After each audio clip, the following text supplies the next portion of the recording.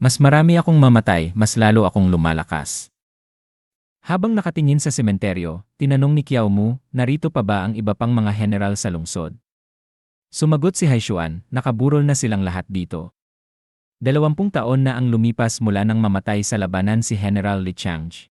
Sa loob ng 20 taon na yon, ako ang namuno sa natitirang hukbo, pinanatili ang depensa, tinutupad ang aking tungkulin bilang sundalo, at pinoprotektahan ang mga tao sa lungsod. Bagamat kami ay namuhay sa bingit ng kamatayan, umaasa pa rin ako na balang araw makakauwi ako. Ngunit ngayong araw na ito, may bahid na rin ng pagkalito sa aking isipan. Tinanong ni Kiao Mu, bakit ang banal ng pakikidigma, ang dating general ng digmaan, bakit siya tumakas at iniwan kayong maghintay ng kamatayan sa lungsod na ito? Sabi ni Haishuan, hindi isang tumatakbong duwag ang general ng digmaan. 40 taon na ang nakalipas, sinabi ng general, ang mga sundalo'y lumaban hanggang kamatayan, samantalang ang mandirigma ay tumakas. Ako ba'y uri ng duwag na kapit sa buhay at takot sa kamatayan? Sinabi ni Li Changji, General. Anong saysay ng mamatay sa kamay ng mga sundalong papel? Sumagot ang general, may kabuluhan ba ang pagtakas bago ang labanan? Sabi ni Li Changji, ikaw ang pinakamalakas sa 100,000 sundalo. Ikaw ang aming pinakamalaking pag-asa. Sagot ng general, kung gayon, bakit hindi ikaw ang umalis? May asawa ka pa sa bahay na naghihintay sa'yo. Hinawakan ni Li Changji ang general at nagsabi, akala mo ba ay ayaw kong umalis? Kung hindi lang mas mataas ang martial arts mo sa akin, tiyak na mas mabilis pa ako sa'yo sa pagtakbo. Ikaw, ako, at ang lahat ng general at sundalo ay alam ang ating sitwasyon. Naipit tayo rito. Kapag umatake ang mga sundalo, para tayong mga pagong sa loob ng garapon. Makakalaban ba tayo? Hanggang kailan? Kapatid Wu, alang-alang sa siyam na lalawigan, alang-alang sa mundo madali ang mamatay. Ngunit ang tiisin ang kahihiyan, manatiling tahimik at mabuhay, iyan ang mas mahirap. Ang kailangan ng dakilang yan ay isang tagapanguna sa landas ng pakikidigma, isang tunay na dalubhasa na kayang labanan ang mga hindi taong sundalo, hindi isang general na basta na lang mamamatay sa kanilang mga kamay. Biglang pumasok ang mga sundalo at sumigaw, General ng digmaan, ipinapakiusap namin na lumikas na kayo. Sumabay ang iba, pakiusap, lumisan na kayo. General ng digmaan. Lumisan na po kayo. General ng digmaan. Sabi ni General Wu, kayo naman. Sabi ni Li Changji, wala ng oras. General, pakiusap tanggapin mo ito. Tinanong ni General Wu, pinagplanuhan ninyo ito ng palihim. Sagot ni Li Changji, ang nasa pakete ay ang pinagsama-samang kaalaman ng lahat ng general sa buong buhay nila. Kasama na rito ang teknik ng espiritu, matagal naming pinag-aralan ng aking asawa upang marating ang anyo nito ngayon. Ito ang pamana ng aking angkan. Ibinibigay namin ito sa iyo sa tagapanguna ng martial path. Makapangyarihan ang landas ng mga immortal. Ang ating landas bilang mandirigma ay dapat ding umunlad. Hindi natin dapat itago ang ating mga kaalaman. Kung maipapasa ang mga teknik na ito, kung mamumulaklak muli ang ating angkan, magkakaroon ng saysay ang ating sakripisyo. Bigla silang nakarinig ng ingay sa labas. Lumiko si Li Changji at nagsabi, ang mga tambol ng digmaan. Sumusugod na ang mga nilalang na iyon. Habang naglalakad palabas ng kampo ang mga sundalo, sinabi nila, General ng digmaan, kailangan niyong mabuhay. Sabi pa ni Li Changji, General ng digmaan, mag-ingat kayo. Tahimik si General Wu, saka sumigaw, mag-ingat kayong lahat. Sa labas, sumakay si General Wu sa kanyang kabayo at mabilis na tumakbo palayo, luha ang umaagos ang kanyang mga mata. Sa kasalukuyan, sabi ni Haishuan, si General Li at ang iba pang mga general ay tumagal ng 20 taon at ang natitirang mga sundalo ay nanatili hanggang sa ngayon. Habang hawak ang lapida ni Li Changji, sinabi niya, hindi ko alam kung natupad ng general ng digmaan ang pangako niya noong araw na yon. Naisip ni Kiao Mu, ang banal ng pakikidigma ngayon ay isa ng malupit na demonyo na lumalamon ng tao ng buo. 40 taon ang lumipas. Hindi ko alam kung labis lamang ang kanyang pagkahumaling o tuluyan siyang nabaliw sa kawalang pag-asa. Sabi ni Haishuan, sige, tapos na ang kwento. Ginoong Kiao, gusto ko sanang humingi ng isang pabor. Sagot ni Kiao Mu, mangyaring magsalita ng malaya. Sabi ni Haishuan, nais ko sanang pakiusapan kayo, Ginoong Kiao, na magpanggap bilang isang imperial na opisyal militar. Mangyaring pumasok kayo sa lungsod sa ngalan ng dakilang yan at magsinungaling sa mga residente at sundalo, sabihin niyo na paparating na ang mga panibagong puwersa. At kayo ang tagapanguna ng dakilang yan. Tinanong ni Kiao Mu, maniniwala ba sila? Kahit maniwala sila, isa lang itong pag-asa sa wala. Sagot ni Haishuan, sa pangako ko, maniniwala sila. Hindi rin namin maunawaan kung bakit, sa kabila ng lahat ng taon na ito, hindi pa rin tuluyang winasak ng mga nilalang na iyon ang buong hukbo. Ngunit matapos ang 40 taong pakikibaka, may hangganan din ang lakas ng tao. 300 sundalo na lamang ang natitira, hanggang kailan pa kami makakapanatili? Kung ang kamatayan ay di na maiiwasan, kung gayon, bago tuluyang bumagsak ang lungsod, hayaang maranasan muna ng mga sundalo at mamamayan sa loob nito ang ilang araw ng saya. Habang nagtipon ng mga tao, sinabi ng isang ginang, bakit hindi pa bumabalik sina Kapitan Hai? Sabi ng isa pang matanda, medyo matagal sila ngayon. Isang babae ang nagsabi, oy. Ayan na sila, ayan na sila. Parang marami na naman ang namatay di. Salamat sa Diyos at ligtas kayong nakabalik ni. Umiyak ang isang matandang ginang, tag ng sundalo ni matandang Zeng ito. At si Fenger. Ang pagpapalaban sa inyong mag-ama ay para magtulungan kayo, hindi para mamatay ng sabay. Anak ko dito ka ipinanganak at lumaki sa lungsod na ito. Ni minsan, hindi mo pa naranasan ang mundo sa kabila ng disyerto. Paanong basta ka nalang nawala? May isa pang ginang na napabuntong hininga at nagsabi, kapag nagpatuloy ito, kami naman ng pamilya ko ang susunod. Tinanong siya ng katabi niyang babae, tayo ba iniwan na ng labas na mundo? Sumagot si Kiao Mu, hindi. Hindi kayo iniwan ng labas na mundo.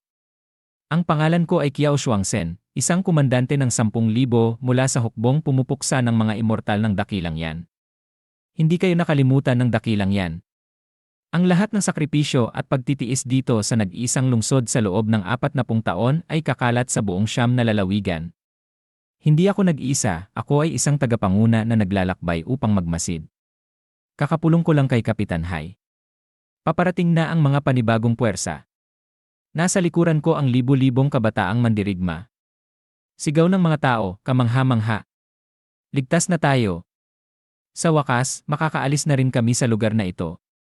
Isang lalaki sa likuran ang nagsabi, sinungaling. At naisip niya, ang Siyam na lalawigan sa labas ay matagal ng bulok. Ang mga piling mandirigmang trahedyang namatay dito ang huling gulugod ng lahing tao sa Siyam na lalawigan.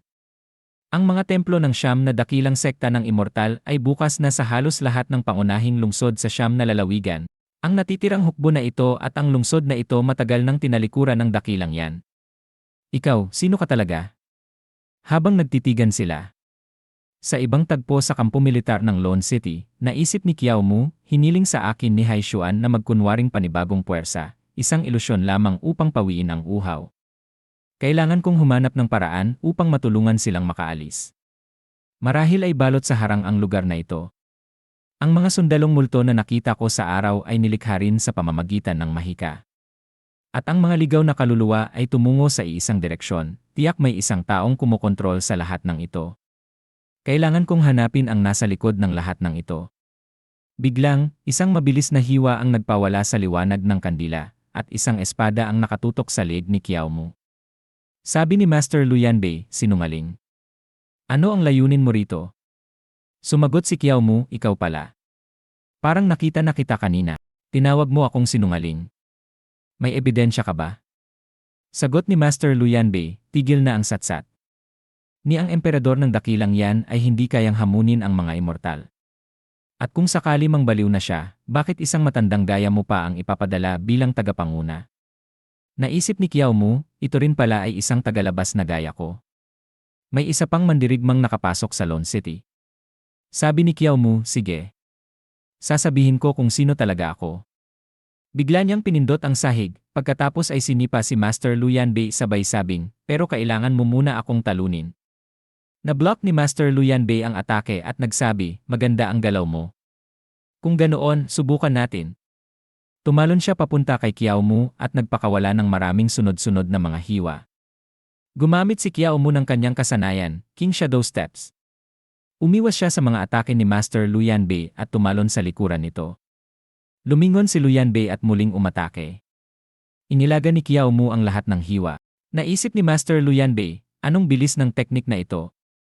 Hindi, ang mismong bilis niya ay lagpas sa karaniwang mandirigma. Sabi ni Lu Yanbei, Denye, Puro iwas ka lang, yan ba ang tawag mong laban? Sagot ni Kiao Mu, naiinis ka na ba sa mabilis na galaw nitong matanda? Sabi ni Master Lu Yanbei, Genye, paano magkakaroon ng ganitong bilis ang isang matanda? Hindi kaya isa kang binata na gumagamit ng mas mataas na teknik sa pagbabalatayo? Sabi ni Kiao Mu, Habang umiiwas sa isa pang atake, sumigaw siya, may siwang. Nahuli kita. Nag-charge si Kiao Mu ng kanyang kamao at ginamit ang kasanayan, Ripple Wave Force, unang alon. Halos hindi nakapagdepensa si Master Lu Yanbei. Naisip niya kay lakas. Mas matindi pa ang lakas ng kanyang ki at dugo kaysa sa bilis ng kanyang katawan. Sa halip na humina, lalo pang lumalakas ang puwersa pagkatapos ng bawat atake. Ginamit muli ni Kiao Mu ang kasanayan, pangalawang alon, Ripple Wave Force. Naisip ni Master Lu Yanbei, anong klaseng teknik ito? Impossible. Patuloy pa rin sa pagtaas ang kanyang ki. Ipinakawala ni Kiao Mu ang ikatlong kasanayan, Ripple Wave Force, ikatlong alon. Tumama ng buong lakas ang kamao. Nakita ni Lu Yanbei ang liwanag ng atake habang siya ay tinamaan, tinilapon, dumausdos at nabasag ang kanyang espada. Sabi niya, ang ganitong antas ng panloob na enerhiya ay hindi maaaring dayain. Ito ay bunga ng mga taong pagsasanay, maipon lamang sa mahabang panahon. Ngunit ang galaw mo ay parang sa isang binata. Paano mo nagawa ito? Sabi ni Kiao Mu, ang sinasanay ng matandang ito ay ang bagong landas ng pakikidigma ng kasalukuyan. Bumunot si Lu Yanbei ng isa pang espada mula sa kanyang likod at nagsabi, bagong landas ng pakikidigma. Kawili-wili. Gusto kong malaman pa. Sabi ni Kiao Mu, ikinagagalak kong ipakita. Biglang dumating si Haishuan at nagsabi, Master Lu. Nagtataka na ako kung bakit may kaguluhan sa ganitong oras ng gabi. Master Lu, bakit kayo narito? At bakit kayo nakikipaglaban kay Master Kiao? Sagot ni Lu Yanbei, paumanhin, Kapitan Hai. May ilang bagay na kailangan kong tiyakin mismo. Sabi ni Haishuan, tungkol ito sa pagpapanggap ni Master Kiao bilang panibagong puwersa, hindi ba? Sa totoo lang, ako ang nag-utos sa kanya. Sabi ni Lu Yanbei, alam ko na rin yon. Pagkatapos ay tumingin siya kay Kiao Mu at nagsabi, ako si Lu Yanbei, humihingi ako ng paumanhin. Patawad, matandang ginoong Kiao. Sabi ni Kiao Mu, walang anuman. Dahil alam na ni Master Lu ang dahilan, ibig sabihin ay sinubukan mo lang talaga ang aking kakayahan. At hindi mo ako isinuplong sa publiko kanina, nais mo ring magkaroon ng kapanatagan ang mga sundalo't mamamayan, hindi ba? Sagot ni Master Lu, maaari kong pagkatiwalaan ang taong pinaniniwalaan ni Kapitan Hai. Nagkaroon na rin ng kaunting pag-asa ang lahat. Hindi ko na kayang wasakin yon. Ginoo, pambihira ang iyong kasanayan sa pakikidigma, hahanga ako rito. Ngunit sa huli, mahirap pa rin lutasin ang krisis ng lungsod na ito. Ang pagpapanggap na ito ay maaaring magdala lamang ng pansamantalang kasiyahan bago dumating ang kamatayan. Sabi ni Haishuan, ngunit mas mabuti iyon kaysa gugulin ang huling araw sa pagkayuko sa kawalang pag-asa. Sabi ni Kiao Mu, kahit pa ito ay palabas lamang, hindi ba't sapat na ang pagtalo sa mga sundalong multo? Sagot ni Haishuan, matandang ginoong Kiao, maaari mong lokohin ang iba, pero huwag mong lokohin ang iyong sarili. Bawat buwan, inaatake ng mga sundalong multo ang lungsod. Sa susunod, gamit ang nalalabing sundalo at ang unti-unting bumabagsak na morale, natatakot ako baka iyon na ang huling labanan. At sino ang nakakaalam kung ilan ang darating sa susunod? Kahit pa kaya mong lumaban sa 100 kalaban, 2 kamao ay hindi sapat laban sa 4 na kamay. Sabi ni Kiao Mu, maaring limitado ang kakayahan ng isang tao, pero may narinig akong isang nakatagong dalubhasa rito sa lungsod. Narinig mo na ba ang Sword Immortal? Sabi ni Haishuan, Gine. Nanatiling tahimik si Master Lu Yanbei. Sabi ni Kiao Mu, base sa reaksyon nyo, kilala nyo siya. Sagot ni Master Lu Yanbei, sa totoo lang, ang Sword Immortal ay si Lu Yanbei, ang aking nakababatang kapatid. Sabi ni Haishuan, matandang ginoong Kiao, bagamat malakas ang Sword Immortal, siya ay isang taong malamig ang puso. Walang pag-asang matutulungan niya tayo. 20 taon na ang nakalipas nang mamatay sa laban si General Li Changge, nakiusap pa siya sa kanya, pero ni hindi siya gumalaw. Pinanood lang niya kaming mamatay. Sa 30 taon niyang pananatili sa lungsod, ni minsan ay hindi niya hinugot ang kanyang espada. Hanggang ngayon, nagkukulong pa rin siya sa kanyang tirahan, ayaw lumabas kahit isang hakbang. Sabi ng Sword Immortal, pagkatapos ng napakaraming taon, hindi ko pa rin matakasan ang lungsod na ito sa puso ko. Azen, ikinahihiya kong makita mo kung anong klaseng tao na ako ngayon. Habang nag-ukit siya ng manika sa gabi. At dito na nagtatapos ang video natin ngayon. Maraming salamat sa panonood, sobrang na-appreciate ko kayo lahat. Kung nagustuhan nyo ang content, huwag kalimutang i-like at mag-subscribe para hindi nyo ma-miss ang susunod na mga videos. May gusto kayong sabihin o may tanong? Mag-comment lang sa baba, gusto kong marinig ang opinyon nyo. Hanggang sa susunod mga kagoto. Stay awesome, stay curious, at kita-kits sa next video.